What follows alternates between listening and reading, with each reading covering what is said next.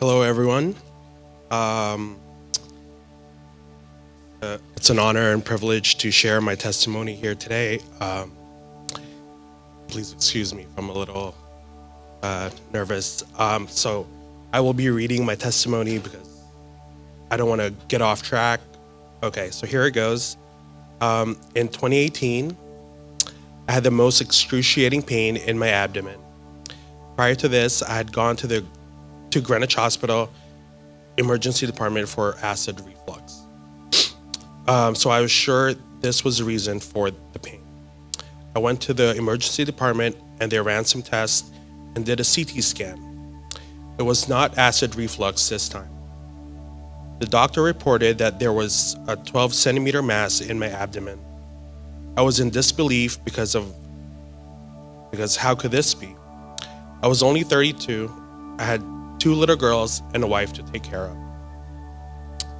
Because of the severity of my condition, I was transferred to Yale New Haven Hospital, where they ran additional tests and imaging to confirm what I had.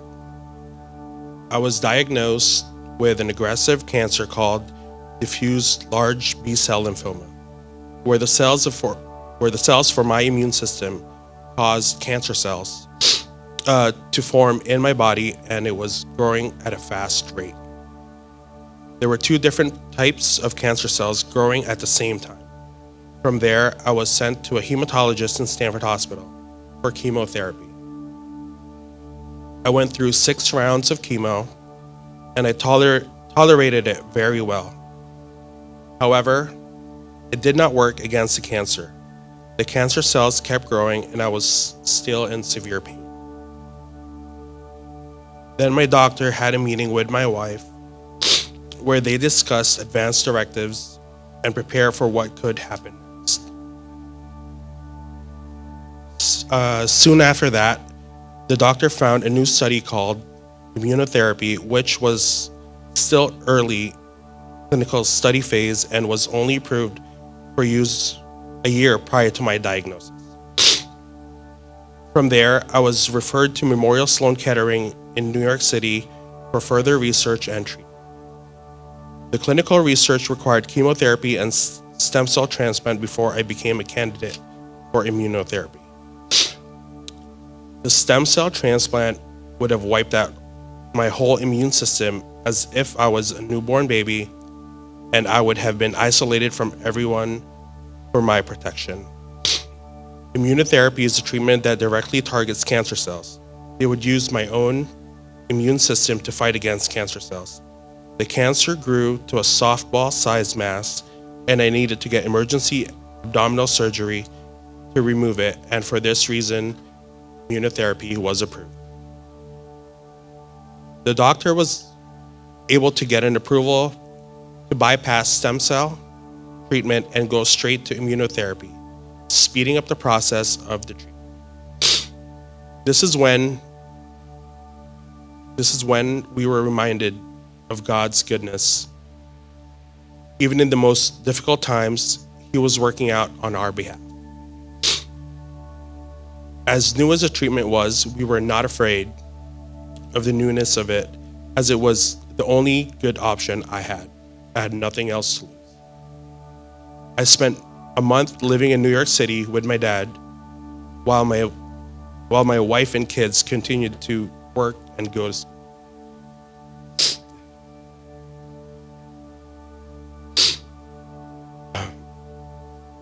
I know it was difficult for them at home to be far away from me, but God was so good that He carried us through until I made it back.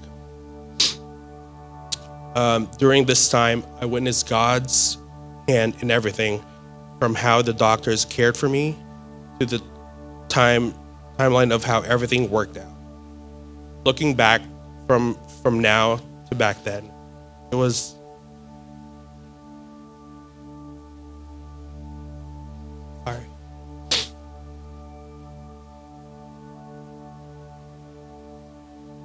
God's hand was really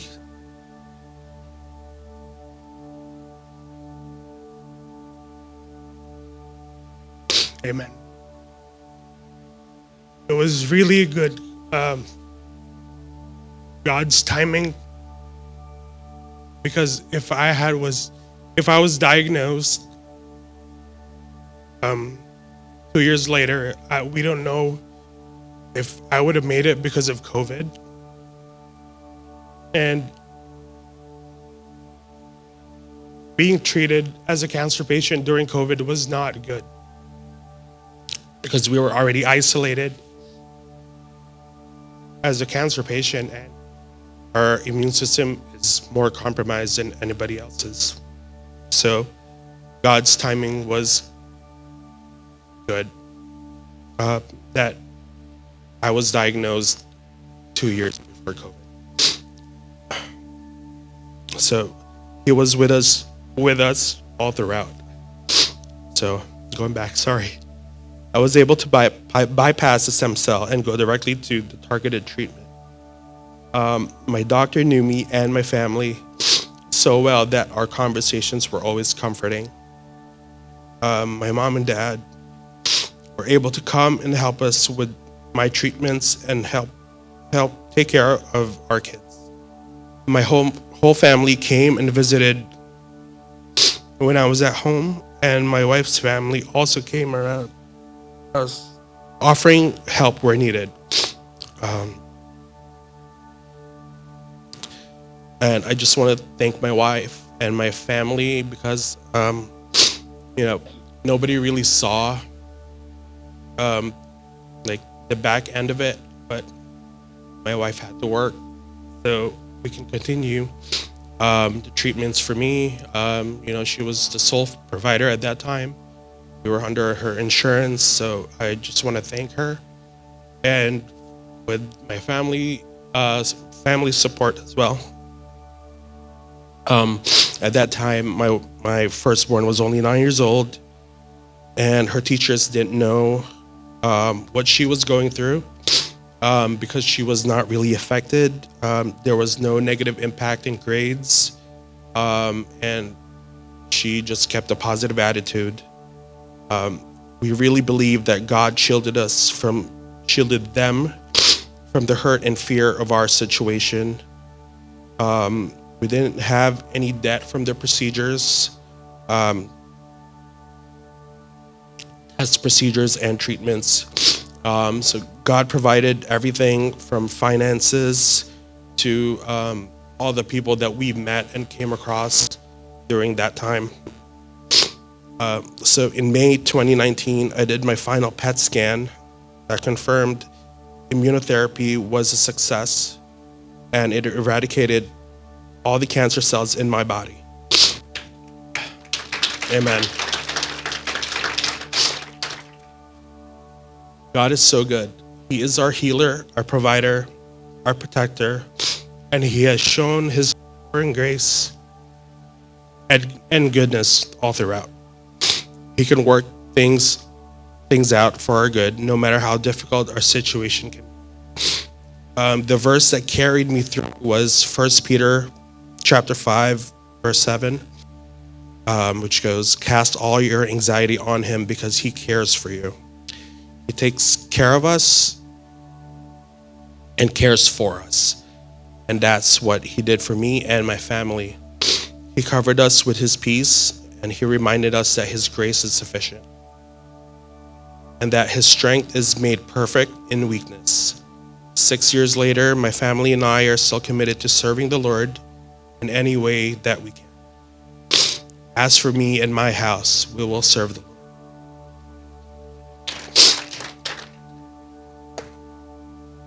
If you're in a situation that feels hopeless, there is a God who knows every need. He loves you and cares for you. If he can do it for me, he can do it for you. If he can heal me, he can heal you too. If he can provide for me, he can provide for you too. I hope this testimony encourages you. God bless.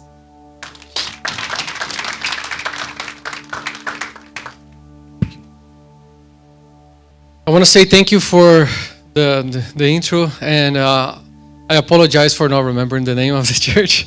So I definitely was trying to find I was looking for, like Googling out even AI, the name of the church. I couldn't think of the name of the church.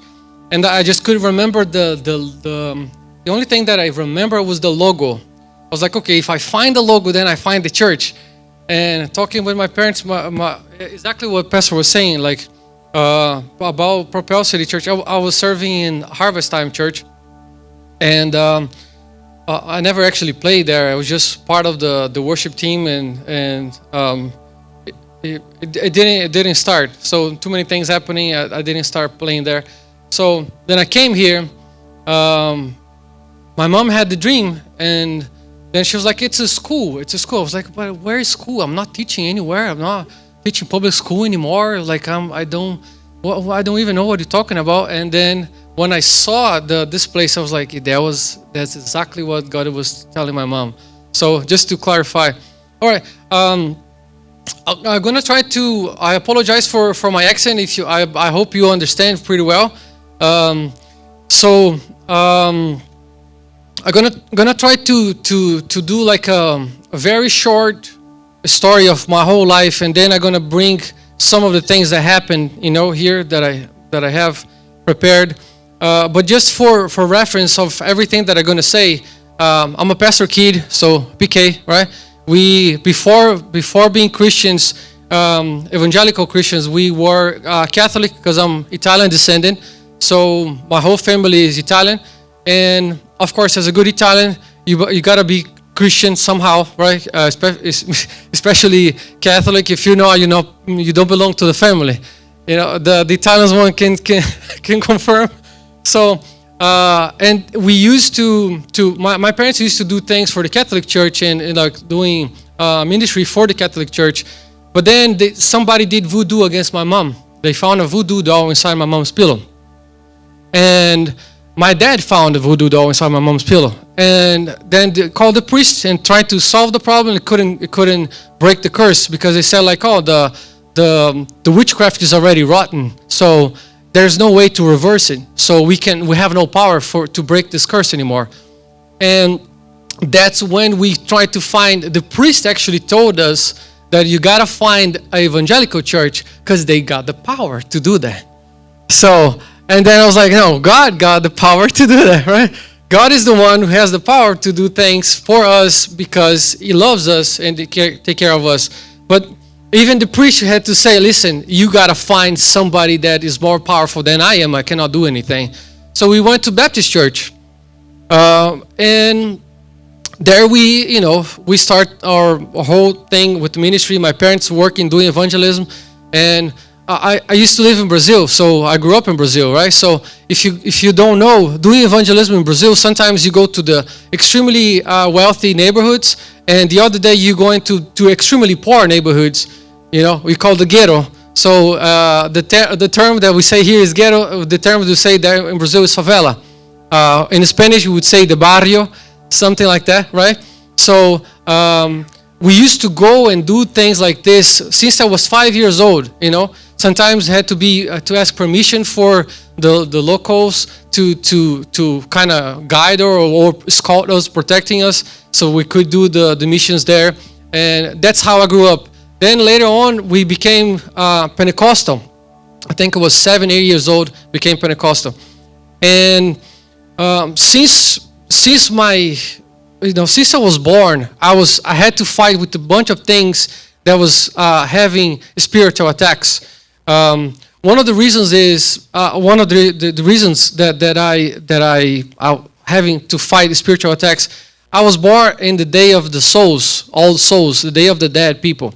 So for other Hispanic countries is the 1st, November 1st, and in Brazil is November 2nd. I was born on November 2nd, which is Dia de los Muertos. If you speak some Spanish, you know what I'm talking about.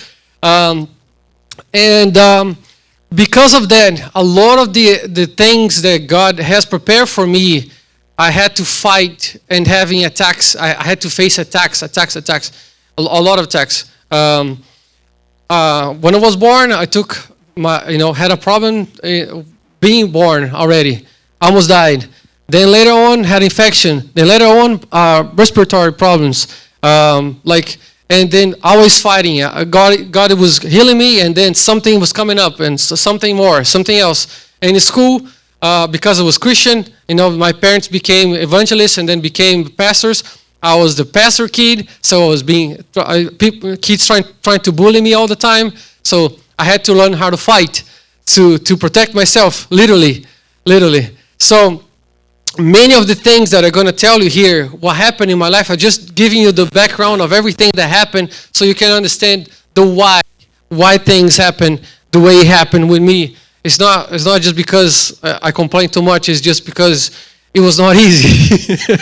It was not easy being a pastor kid. It was not easy. So one of the things that happened, growing up in church, I was helping the worship team, and I became forcefully, I became the worship leader, because my parents were like, okay, so you're the one who understands about music, so you're going to help us and take care of the worship team. I was like, okay, I can do it. So we were just worshiping in church and doing things for church, doing ministry, like doing evangelism in the streets, a lot of things. But something happened within our family. So very nice family, and a cousin just decided to run away with a random guy that he was involved with not really good activities, if you permit me to say. So he was a dangerous man. He was involved with things that he shouldn't be involved with, crime, right? So in Brazil, what happened is she grew up in a good family, and then she didn't want to obey the rules. She didn't want to have to follow the rules of the family and things like that. So she decided to run away. And some of the areas that you go in Brazil, it's so bad that even the police won't go there because they receive some money to not go there, right? I hope I'm not talking too much. So, and then she went to one of these neighborhoods because she was hiding from our family because we were all trying to find her, and she knew that there the police wouldn't be able to find her because the police wouldn't go there. So my aunt was desperate, asking like, "Can you please help me to find her?"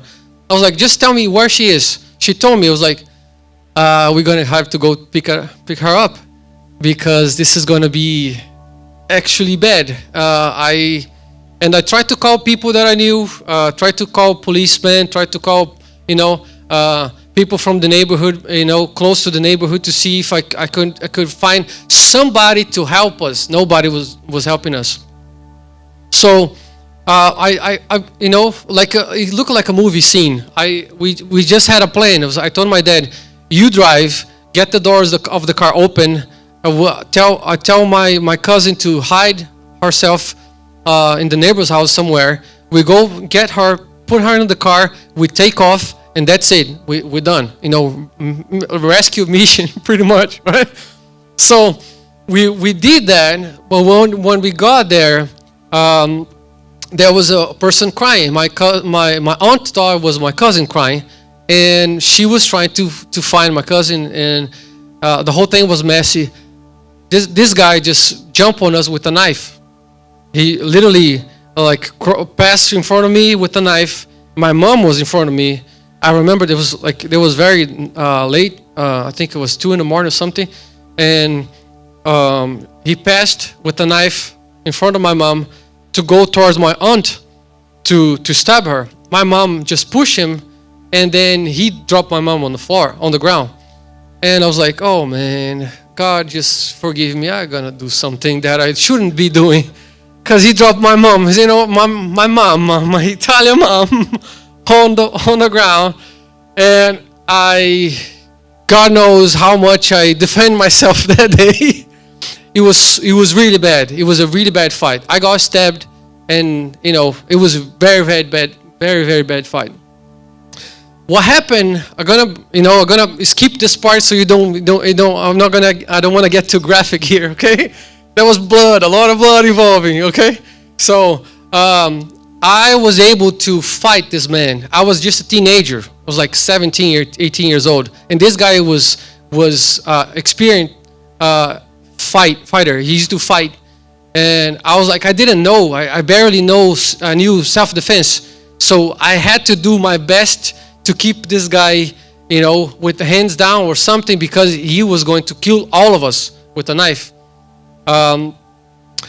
Later, the whole thing, just for you to understand what happened, we had to run away because, after I did that to him, I found out that his father, he was a hitman, and he was also a warlock, a witch doctor, and he immediately started doing witchcraft against us to kill us. Right after it happens, and the people from this organization that they were working for, they were looking for us, looking for me. So I had to get out of the house. I had to literally leave my parents' house for 3 months, hiding in parents in other families' houses, hiding for 3 months because they want to kill me. And one of the things that happened, I was still playing in church. We had a very nice guy, very sweet guy. He was like this tall. He was like this kind of 400 pounds kind of guy that he used to be at the door trying to protect us, and he was armed and watching everything to see if something was going to happen, because I had to still play in church while these people were searching for me, right? So I was like, what we do now? What can we do? Like, I don't know if we're going to be worshiping. I don't know if we're going to be doing things for the church. And then prophets start coming and saying, listen, we had a promise. You still have a promise.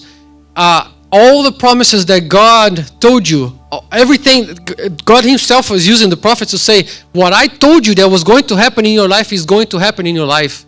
No matter what's going to happen, no matter how it's going to happen, it is going to happen. So you are protected. The angels, my angels are over you. I was like, okay. And I was just weeping,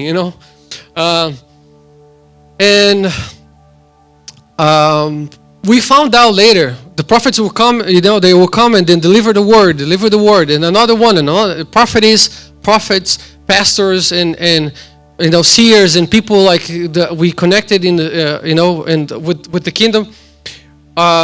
They would say that God was protecting me. I was like, okay, I believe it, but I was scared. And then I found out that they ambushed me several times. They had people with guns, like both sides of the road. I walked through. I passed in front of them. They couldn't see me. They couldn't find me. They couldn't see me because my mom was praying, God, let my son be invisible. Make my son invisible to the eyes of his enemies, so he can live the life you promised him he was going to live. Okay? So why I'm telling you that, why I'm saying all of this, because I know there's some moms here that pray for your children. You pray and then you believe that God will do. Don't be discouraged. Your prayers are, all of them, all your prayers, each one of your prayers are protecting your children. God is listening to every word you say when you ask for protection. God is there and is doing what he did for me. He's doing for your child. Amen. So I had a bunch of things here. Like I'm really trying to make it short because it was too many things that happened. So after the whole thing that happened with this man, he couldn't do anything against us.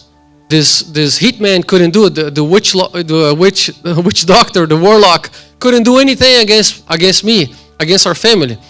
And his demons and his witchcraft was going back to him and bothering him. So he was desperate. He was like, I'm trying everything. I did the heaviest thing I could do against them, and this thing keep coming back. So what do I do? And then he gave a word for all these people to give up on us, to just like, don't try to find them anymore. It's not working. Don't try to kill this guy. He understood what happened. I was just protecting myself. I was just defending myself, defending my family. He understood the whole thing. And the guy that I had the fight with, that he was involved in some criminal activity, he gave his life to Jesus Christ. Because of that day, he was like, it was, everybody was talking around. It was like, people were like, oh, you had a fight. I was like, I don't want to talk about it. I don't want to talk about it. It's like, it was so crazy. I don't want to talk about it. Please don't do it. Because it's going to be, every time you keep, talking about it, it's going to be worse. And this guy gave his life to Christ. He was like doing criminal activities. Now he's a real estate agent. So having a good life, he got a family and everything. It was saved. And I was like, people were saying like, you had to teach him a lesson. I was like, no, it was not about it. It was not about it.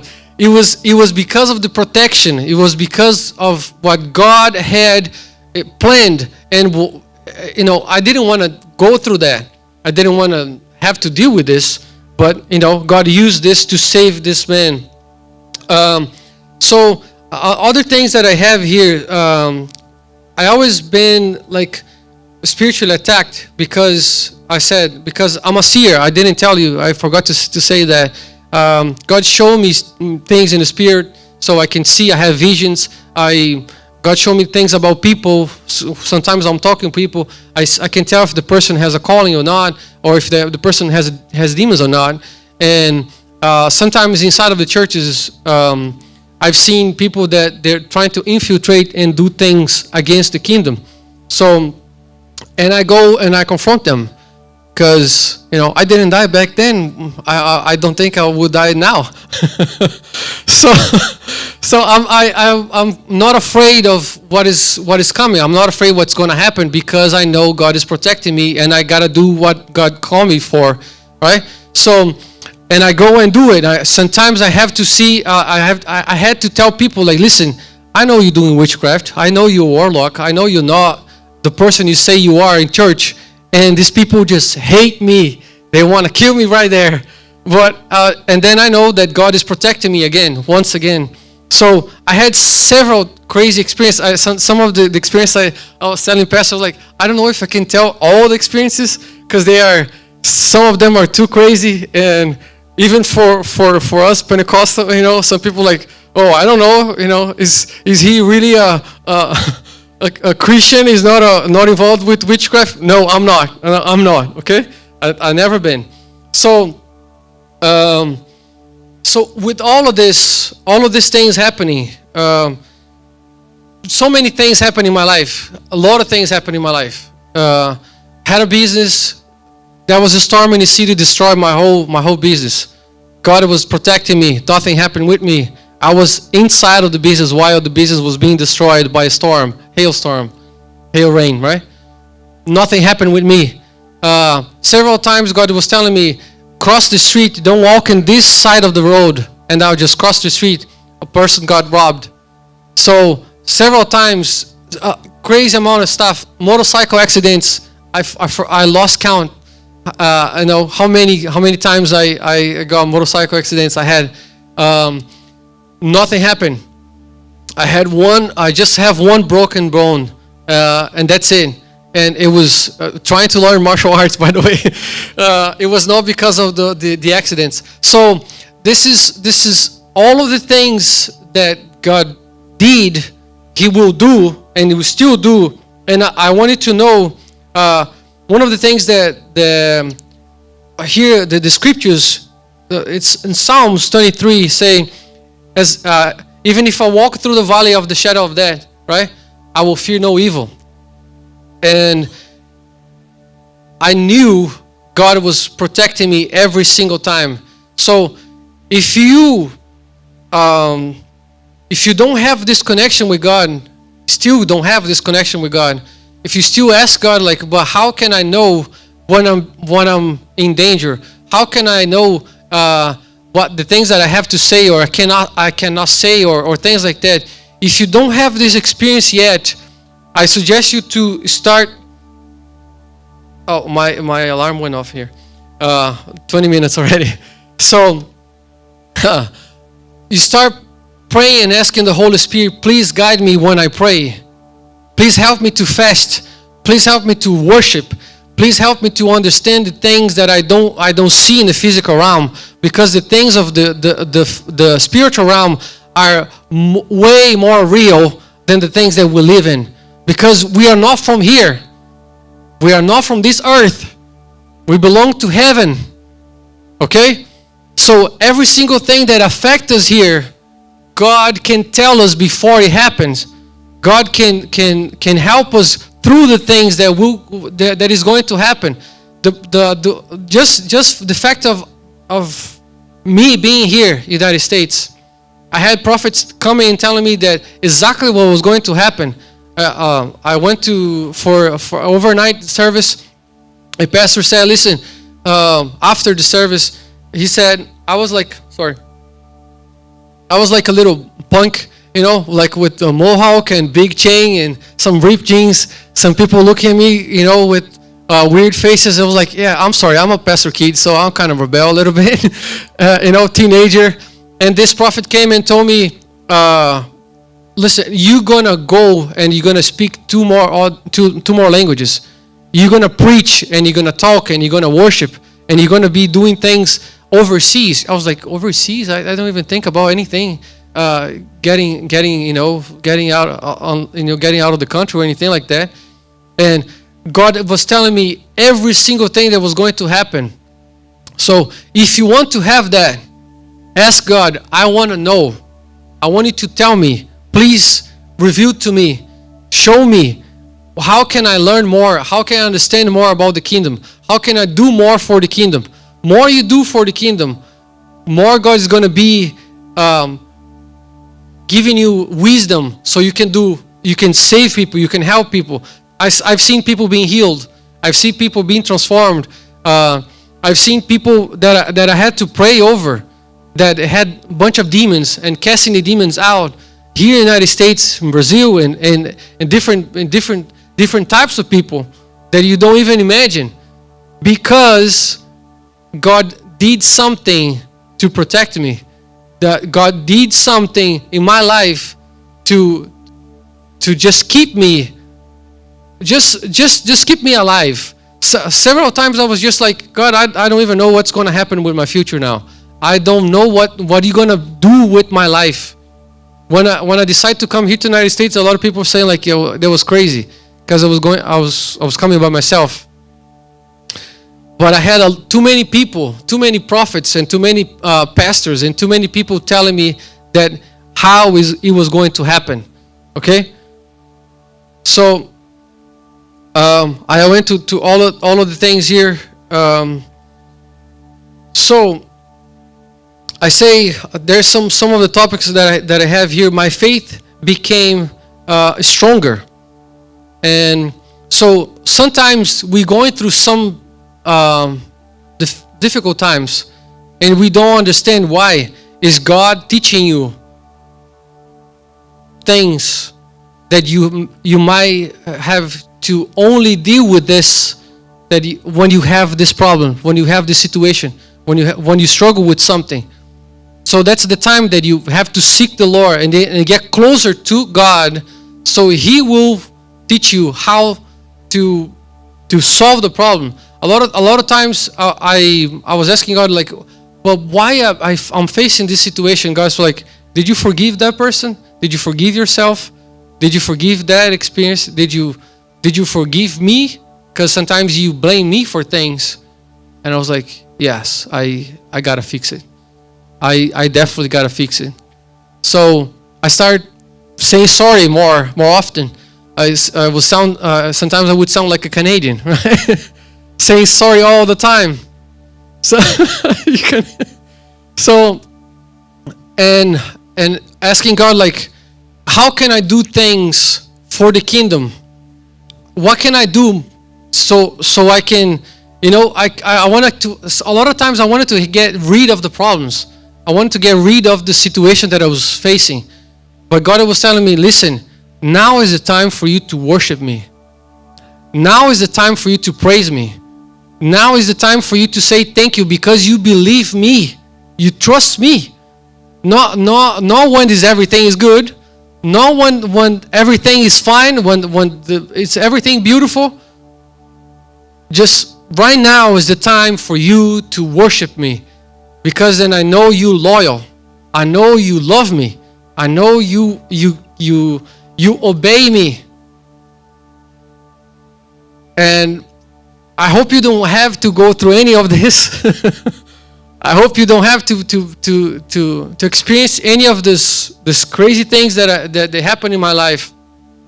Facing witches and warlocks, people would come and witches and warlocks, they knew about my life. They knew about my parents. They knew about me. They confronting me for no reason at all, just because of my calling. But the protection of the Lord was there. They couldn't do anything. They couldn't do anything. They couldn't do anything. So even the Bible says, no weapon against you shall prosper. No weapon against you shall prosper. If you only trust God, if you only believe in God, no matter what's going to happen, no matter what already happened, if there's a trauma, if there's a situation that you have to go and find healing, ask the Holy Spirit, please, I need this healing. I need to forgive. I need to go through it. Because if it's spiritual, God is gonna show you the way you find deliverance. And all the attacks are gonna be just destroyed. Because if you resist the enemy, he will have to flee from you. Amen? So this is a little bit of my testimony, okay?